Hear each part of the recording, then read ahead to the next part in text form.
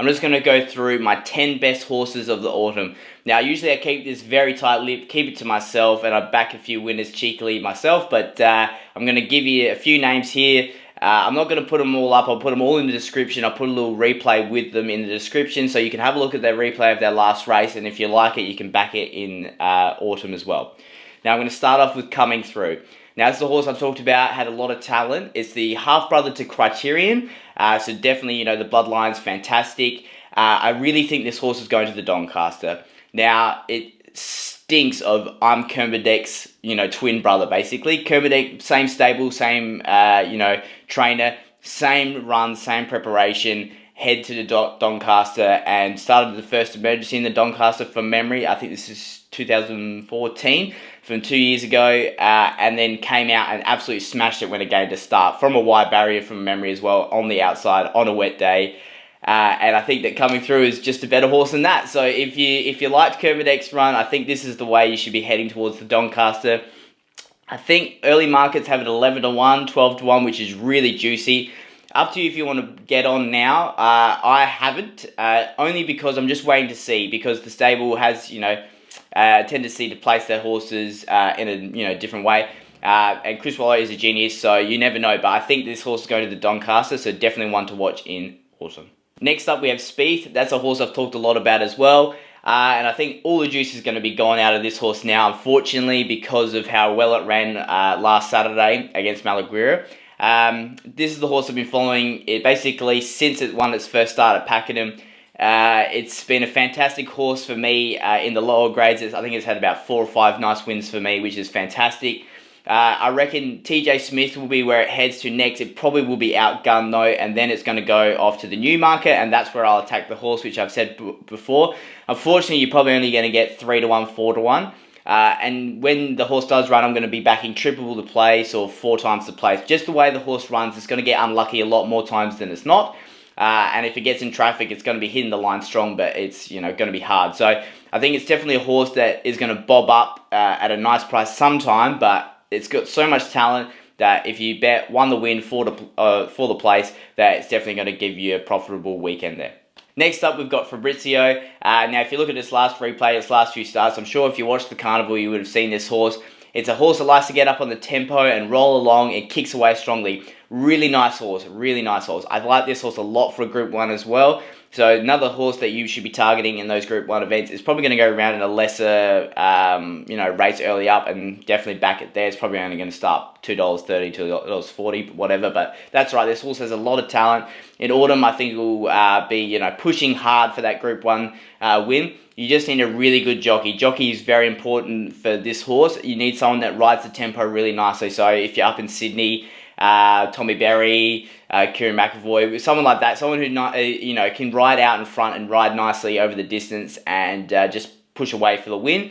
So definitely lightweight with a good jockey up in Sydney would be fantastic for this horse. Next up, we've got a horse that I'm sure almost no one has heard of, called Winning Rupert. Now, it's only had about 2 starts, 3 starts. It's a Written Tycoon 3-year-old colt. It's a fantastic looking animal.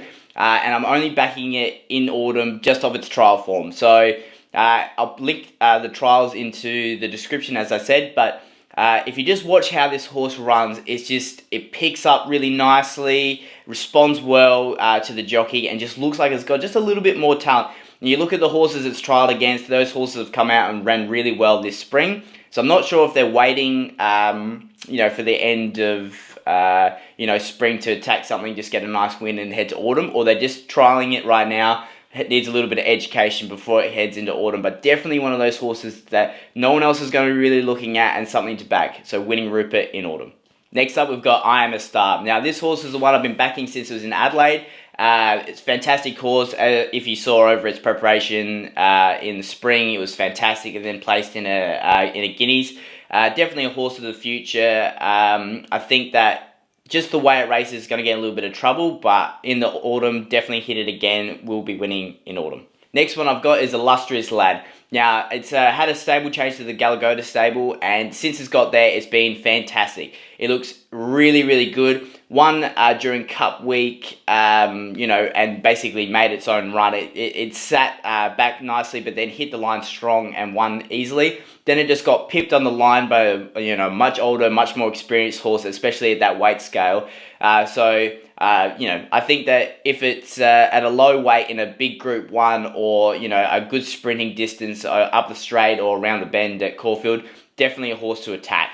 It's, with a stable that's not as well known, so basically you're going to get a little bit overs because people like recreational punters won't head towards this horse.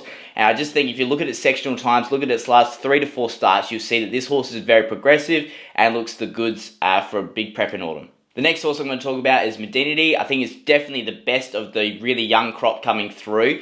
Now, unfortunately, it was $13 last week up for the Magic Millions, and now it's $5. It just got smashed in the market. I didn't get any of that 13, so I'm pretty disappointed about that, but definitely the horse that will be going up for the Magic Millions and probably winning.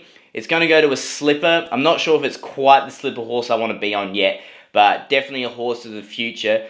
So you're going to get fantastic overs one day when it fails, but just its running style. It finished third up the straight, odds-on favourite during the Cup Carnival, but was in the worst part of the track. Its start before that, it came out and absolutely blitzed them earlier in the spring. That's the race that I'll link to, and that's the race that I think that you should be focusing on more. That's the horse that is, at its top. Definitely later over the summer carnival, probably going to have a little bite at it too, and we'll have a look and see where it heads in autumn. Next up, we've got Kanima. Now, this horse is the horse that finished 4th behind Kiwi in the Geelong Cup and then came out and won during Cup Week. Definitely a horse that is very progressive. It's only had a couple of starts in Australia. I really like its action. It's a fantastic looking horse as well. And 2,400 metres is, no drama for it. So look for it, 2,800, 3,200 over the, Autumn Carnival. Maybe even for a Sydney Cup, just a little smoky in there, somewhere like that. Definitely heading that way anyway, and looks fantastic. And I definitely think that if it takes natural progression from its, first up prep in Australia into its second, then definitely a horse to be backing in autumn. Next up, and our second to last horse is Spieth. Now, if you look at this last 2 replays, you'll be really impressed. I'll link them in the description. Both times hit the line very strong and had to do a fair bit of work to get there as well, both times, which is, definitely a sign of a horse that likes to win. Pins his ears back, looks really good. DK Weir's going to be placing this horse specifically for the wins, just like similar to how Hellbent has been placed around. So definitely a lot, you're probably only going to get even money a lot of the time, but it's an easy little double up there. Lots of times you'll be able to bank this horse into your quaddies and, into your multis and things like that. I think this horse is definitely a horse of the future, and in autumn I'll be having a few big bets on it. And my last horse, which could be an absolute gem or the biggest stinker you've ever seen in your entire life, is More to Gain. Now, it's probably a horse that no one has really heard of, but it's a Sydney horse. And just watching how it won its last start before it got sent to the paddock and what the trainer was saying, it definitely looks like it's going to a Caulfield Cup. Now, there's a huge step between a 1,600 metre at Rose Hill and a Caulfield Cup. But the trainer is going to, aim the horse this way. And you know what? If it makes 2,400 metres during the autumn, I'll definitely think it's a smoky chance for the Caulfield Cup. At the moment, it's not in any markets, but it'd definitely be paying thousands. But if you watch the way it wins its last start, especially if you can find a Stewart's Vision head on, you'll see that this horse has a lot of talent. Now, if you look at its last start in the replay, you'll see that it just got ridden hands and heels all the way to the line. Now, that is fantastic. The seas did part for it, a bit of Moses action going on, and it went straight through. But definitely a quiet ride from a horse that has a lot of talent. Now, never even didn't use the whip once, even though it was right on the back. I just think that the horse is looking for a little bit further. Definitely over 2,000 metres, this horse will be a gun. Now, if it gets to 2,400 metres, as I said, I'll be looking for it towards a Caulfield Cup. But this is the one that, as I said, could be an absolute stinker, but could be an absolute moral as well. So, just one to watch. Probably don't bet on it the first race just to see what happens. And every time it goes up in trip, I probably won't have too much on it. But definitely one to keep in the back of your mind as a smoky for the Caulfield Cup.